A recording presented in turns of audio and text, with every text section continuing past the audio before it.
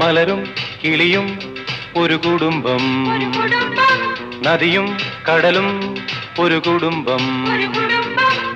നദിയുടെ കരയിൽ കിളികൾ പോലെ നിങ്ങൾ വിടർത്തും വസന്തം. മലരും കിളിയും ഒരു കുടുംബം, നദിയും കടലും ഒരു കുടുംബം.